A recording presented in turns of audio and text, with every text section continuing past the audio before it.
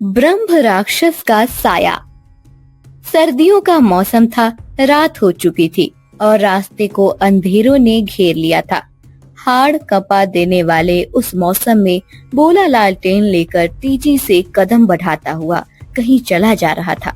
लालटेन की रोशनी से उसे ज्यादा दूर तक नहीं दिख रहा था, क्योंकि चारों तरफ कोहरा छाया हुआ था।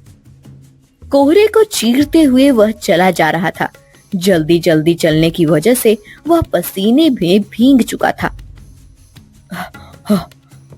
आज ये रास्ता पकड़ा तो पकड़ा, अब कभी नहीं आऊंगा इस रास्ते से। बोला था मुझे जल्दी जाना है, लेकिन पैसे देने में उसने देर कर ही दी। अब तो बस भगवान भरोसा हूँ, सही सलामत घर पहुँच जाऊं। भोला गांव के बाहर ही एक फैक्ट्री में काम किया करता था। आज महीने का पहला दिन था, जिस वजह से सभी मजदूरों का हिसाब किया गया था और आज भोला को भी तनख्वाह मिली थी। लेकिन इसके ही चक्कर में भोला को घर जाने में देर हो गई, इसलिए उसने आज घर पहुंचने के लिए जंगल वाला रास्ता चुना। उसके हाथ में मिठाई और अपने 4 साल के बेटे के लिए खिलौना था। तेज चलने की वजह से खिलौना से भी आवाजें आ रही थी। चलते चलते अचानक से भोला की लालटेन बुझ गई और वह अब अंधेरे में खड़ा था। ये कैसे हुआ? लालटेन में तो कल ही तेल भरा था, ये बंद कैसे हो गई? माचिस कहाँ है मेरी? भोला जेब में हाथ डालकर माचिस ढूंढने लगा और माचिस से वह लालटेन जलाने की कोशिश करने लगा। जैसे ही उसने एक तीली जलाई और हल्की रोशनी में उसने देखा कि वह उस पेड़ के नीचे खड़ा हुआ था, वही श्रापित ब्रह्म राक्षस का पेड़।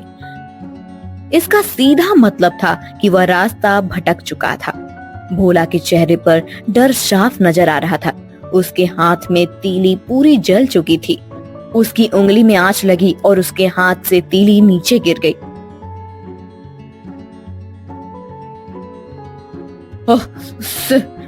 यहाँ से निकलना होगा मुझे। भोला ने लालटेन को जलाया और वहाँ से निकल पड़ा। वह कुछ कदम आगे बढ़ा ही था कि तभी किसी ने उसे आवाज दी। भोला! अपना नाम सुनकर भोला के कदम रुक गए और वह समझ गया कि वो आ चुका है। उसने पीछे मुड़कर देखा तो कोई नहीं था। कौन है? पेड़ में से आवाज। ये देखो।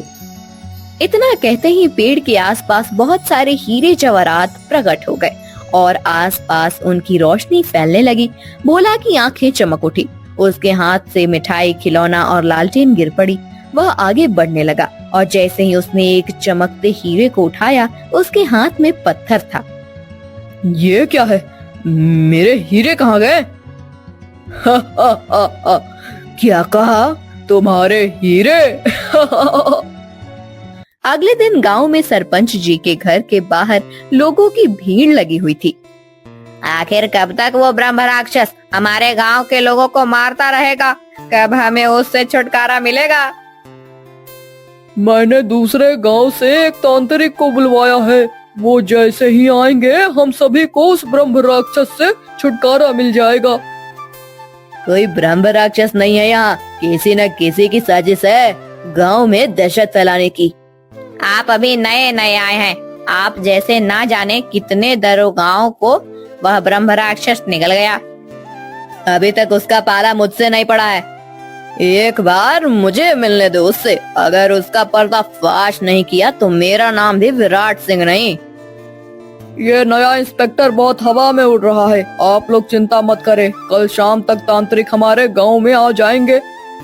पुलिस स्टेशन में बैठे इंस्पेक्टर विराट सिंह के मन में यही सवाल घूम रहा था कि आखिर इतनी मौतों के पीछे कौन है। कुछ तो है जो मेरी नजरों से बचने की कोशिश कर रहा है, लेकिन मैं भी पीछे नहीं हटूंगा। उस ब्रह्म राक्षस की पहले को सुलझा कर ही दम लूंगा। विराट रात में ही अपनी मोटरसाइकिल से जंगल की तरफ निकल पड़ा। वह जंगल में उसी पेड़ को ढूंढ रहा था जिसके बारे में कहा जाता था कि उस पर ब्रह्म राक्षस रहता है। विराट जैसे जैसे आगे बढ़ रहा था, उसकी मोटरसाइकिल की लाइट बंद होने लगी थी। इसे भी अभी अभी खराब होना था। ये सरकारी मोटरसाइकिल हमेशा मेरा साथ छोड़ देती है। लगता है मुझे आगे पैदल ही जाना होगा। विराट ने मोटरसाइकिल को वहीं छोड़ दिया और टॉर्च की रोशनी में आगे जाने लगा। चलते हुए विराट उस पेड़ के नीचे पहुंच गया। उसने पेड़ को टॉर्च की रोशनी में देखा। वह पीपल का पेड़ पूरी तरह से हरा भरा था। विराट ने शायद ही अपनी जिंदगी में इतना बड़ा पीपल का पेड़ पहले देखा था। अच्छा, तो ये है वो पेड़। विराट ने आसपास देखा तो वहाँ मिठाई का डब्बा और खिलौना अभी भी पड़ा हुआ था। विराट ने खिलौना उठा लिया और वहाँ से जाने लगा। वह कुछ कदम आगे बढ़ा ही था कि तभी उसके पैरों को किसी बेल ने जकड़ लिया और उसे गिराकर पेड़ की तरफ खींचने लगा। देखते ही देखते विराट उस पेड़ में समा गया और किसी अनजान जगह पर पहुंच गया। ये मैं कहाँ आ गया? ये कौन सी जगह है? विराट आगे बढ़ता जा रहा था। वह एक बड़े बगीचे में पहुंचा जिसमें सिर्फ बड़े बड़े पीपल के पेड़ लगे हुए थे। इन्हीं पेड़ों के बीच में एक पेड़ पर उसकी नजर अटक गई। वहाँ सफेद कपड़े और लंबे बालों में एक आदमी था जिसे पेड़ के तने से बेलों से बांध कर रखा गया था। उस आदमी की हालत बहुत खराब थी। विराट उसके पास पहुंचा तो उस आदमी ने अपना सिर ऊपर किया। उसका चेहरा देख विराट की आंखें खुली की खुली रह गई। दादाजी! विराट, मुझे पता था तुम जरूर आओगे। इस ब्रह्म राक्षस ने मुझे कैद कर रखा है। मुझे यहाँ से ले चलो, मुझे बचा लो मेरे बच्चे। दादाजी, आप जिंदा हैं? मुझे तो लगा उस दिन के बाद इससे आप कभी नहीं मिलेंगे। विराट के दादाजी सेठ ध्यानचंद इस गांव के बहुत बड़े जमींदार थे और सब लोग उन्हें ठाकुर साहब के नाम से जानते थे। गांव में उनका बहुत रुतबा था। जब विराट 5 साल का था तो वह घूमते हुए दादाजी के साथ इस पेड़ के पास आया था और अचानक से इस पेड़ ने दादाजी को अपनी तरफ खींच लिया था। तब से विराट इसी खोज में था, आखिर ब्रह्म राक्षस की कहानी क्या है। दादाजी, आप यहाँ कैसे? और ब्रह्म राक्षस ने आपको यहाँ क्यों रखा है? आप जिंदा कैसे हैं अभी तक? वो मुझे तड़पा रहा है, ना तो वो मुझे मरने देता है और जिंदा रहने के लिए मुझ में ताकत भी छोड़ देता है। लेकिन वो आपके साथ ऐसा क्यों कर रहा है? ब्रह्म राक्षस है कौन? आज से करीब 30 साल पहले, तेरे पिता की शादी से पहले की बात है। गांव में एक ब्राह्मण परिवार रहने आया था। उनकी एक बेटी थी जिससे तेरे पिताजी शादी करना चाहते थे। पिताजी, मैं शादी करूंगा तो सीता से ही। क्या तुम जानते नहीं हो, ब्राह्मण है और हम ठाकुर, समाज में बहुत नाम खराब होगा हमारा। नहीं पिताजी, मैं उससे ही शादी करूंगा, चाहे कुछ हो जाए। सीता, मैंने तुम्हारी शादी दूसरे गांव में तय कर दी है और वो लड़का तुम्हारे लिए अच्छा है। चुपचाप उससे शादी कर लेना। पिताजी, मैं शादी नहीं करना चाहती। दीदी, अब आप क्या करोगी? तुम जाओ, जाकर ये पत्र उन्हें दे आओ। अब मैं यहाँ नहीं रहना चाहती। लड़की का भाई सेठ ध्यानचंद के घर की तरफ जाने लगता है। रास्ते में उसे सेठ ध्यानचंद के आदमी देख लेते हैं और वह सेठ को खबर पहुंचाते हैं।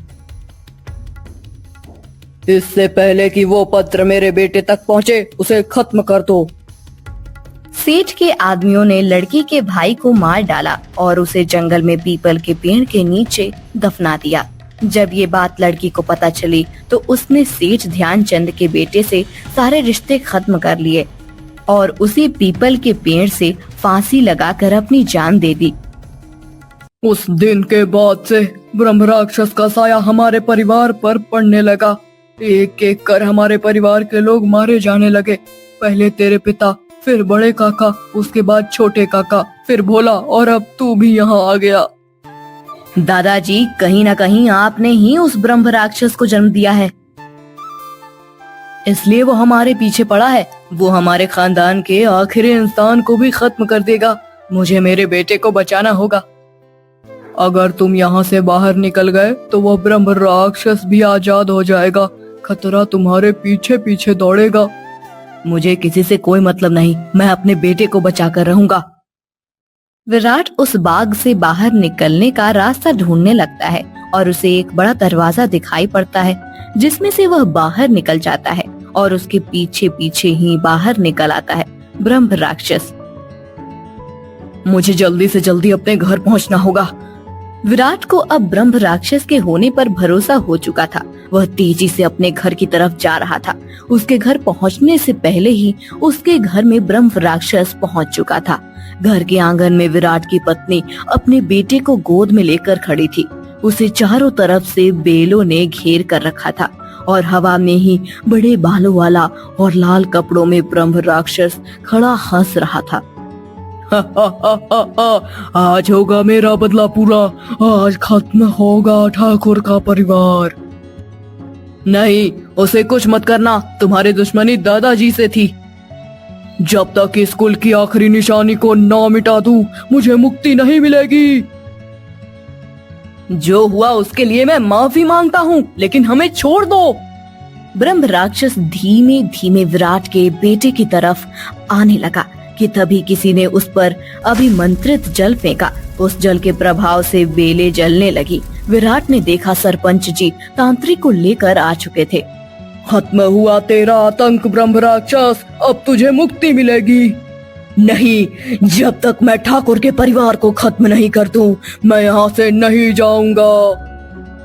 विराट, इसने तुम्हें इसलिए ही जिंदा छोड़ा था ताकि तुम इसे आजाद कर सको और ये बाहर आ जाए। तुम्हारे दादाजी इसकी कैद से बाहर इसलिए नहीं आए क्योंकि वो इसे आजाद नहीं करना चाहते थे। आप सब जानते थे सरपंच जी?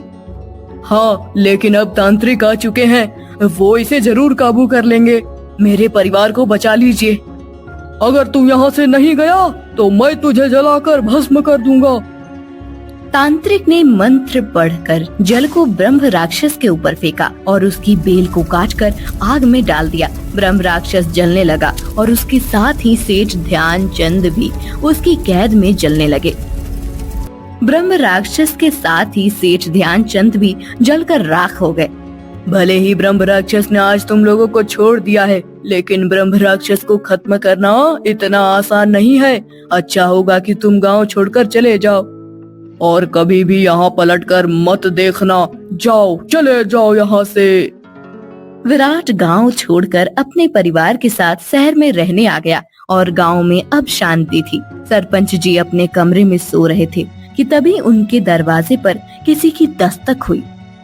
इस वक्त कौन है? सरपंच जी ने दरवाजा खोला तो सामने देखकर उनकी आवाज गले में ही दबकर रह गई।